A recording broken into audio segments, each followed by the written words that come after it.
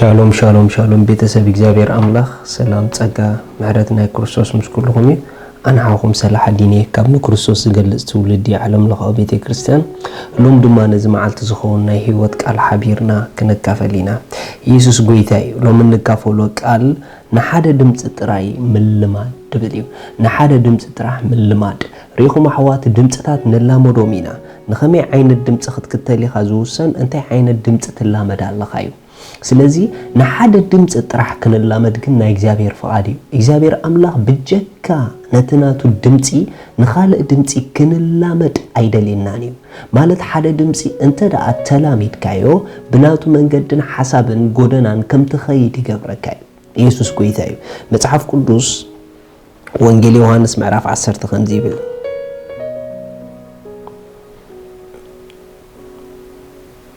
ከብጥሲ 4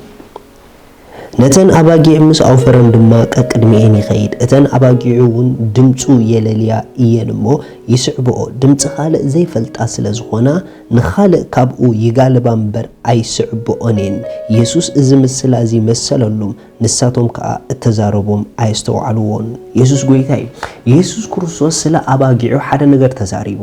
አባጊዕ ድምጸይ ሰምዓኤን ኢሉ ግን ድምጸይ ሰምዓ ጥራሕ ኣይኮነን ኢሉ ንኻልእ ድምጽ ግን ስለ ዘይፈልጣ ሃሌሉያ ንኻልእ ድምጽ ግን ስለ ዘይፈልጣስ ካብኡ ይጋልባኤን ነናይ አምላኽ ድምጽ ግን ስለ ዘለልያ ደድሕሪኡ ይኸዳኤን ሃሌሉያ ሪኹም ናይ በሐቂ ናይ ክርስቶስ አባጊዕ ካብታ ሓደ ንክርስቶስ ክኽተልኦ ዝገብረን ክልተ ዓበይቲ መንገዲ እዩ ከይቋረጽና ኣብ ኩሉ ነገራትና ንዕኡ እንዳተኸተልና ክንከይድ ንደሊ እንተደኣ ኮይና ኣብ ናቱ ሓሳብ ጥራሕ ክንመላለስ ንደሊ እንተደኣ ኮይና ኣብ ህይወትና ክልተ ነገር ክህልወና ኣሎ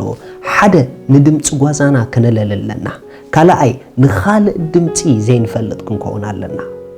ምክንያቱ at the same time ንኽልተ ድምጽ ክትከተል እንድሕር ጀሚርካ ኣብ ኮንፊዥን ይኻታቱ ብዙሓት ክርስቲያናት ንሽገር ዘለና ነቲ ሓደ ድምጽ ጥራሕ ንምልላይ ነቲ ሓደ ድምጽ ጥራሕ ንምኽታል ንነፍስና ትሬን ናይገበርናያን መንም ኣብ መንፈሳዊ ህይወቶም ዝዓብዩ ኣብ መንፈሳዊ ህይወቶም ዝዓብዩ ንድምጽ ጓሶኦም ጥራሕ ብምስማዕ ንውሽጦም ዘልመዱ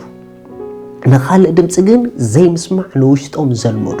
ክሳዕ ክንደይ ኢና ካብ ካልእ ድምጽ ንጋልብ ንሓደ ድምጽ ጥራሕ ግን ክሳብ ክንደይ ኢና ንኽተሎ ነዚ ነገር እዚ ኣብ ህይወትና ተላሚድና ይውዲና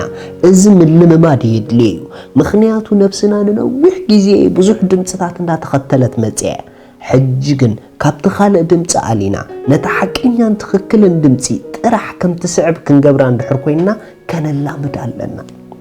نحاسوت حاسوت إلنا خنجر علنا نتزي حق أي حق إلنا خنجر علنا نتحقق راح جن كم تلامت كنجبر علنا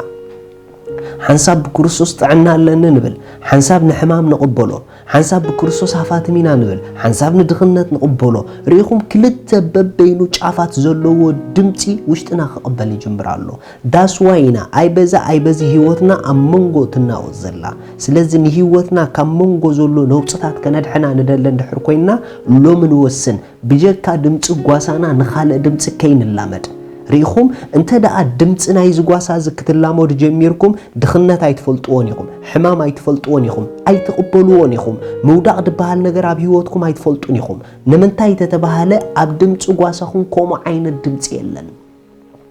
ስለዚህ ንላመድ ንሓደ ድምጽ ጥራሕ መኸታል ንላመድ እንተ ዳ ናይ ዝጓሳ ድምጽ ክንከተል ጀሚርና እቶም ካልኦት ድምጽታት ናብ ህይወትና ምስመጹ ክስኡኑና ይምናዓና ንምንታይ ይስኡኑና እንድሕሪልኩም ኦሬዲ ንሕና ነቲ ትኽክለኛ ድምጺ ንዕኡ እንዳሰማዕካ መኸታል ንውሽጥና አልሚድናየ ኢና ድኽነት መጪ ኣብ እምሮና ክሕዘና ክደሊ ከሎ ክስእነና እዩ ዋይ ኣይንፈልጦን ኢና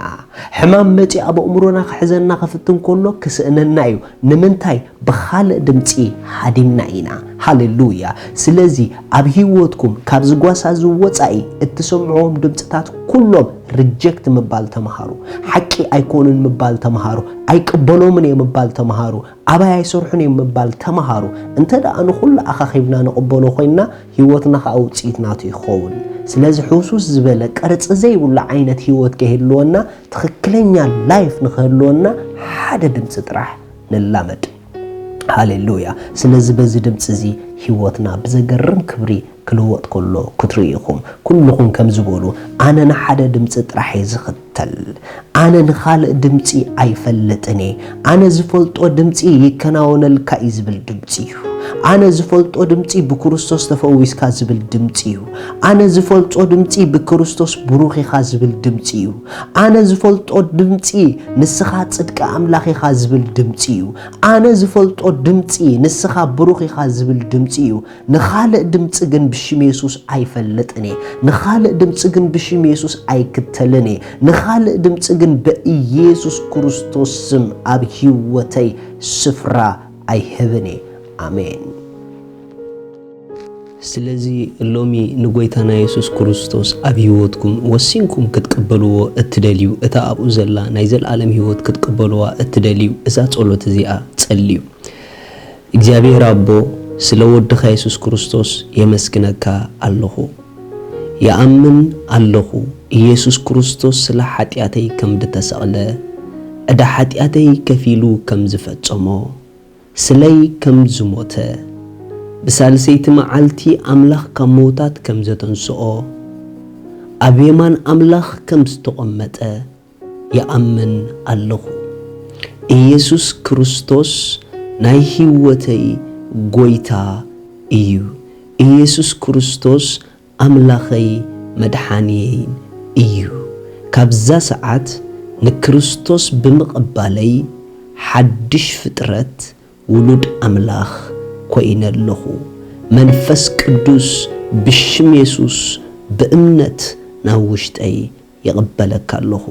አሜን እዚኣ ጸሎት ድጸለኹም ብጣዕሚ ቋሓጎሰኩም በዚ ታሕቲ ዘሎ ኣድራሻና ኮንታክት ግበሩና ኢኹም ሰድለይኩም ሓገዝ ክንለኸልኩም ኢና ሻሎም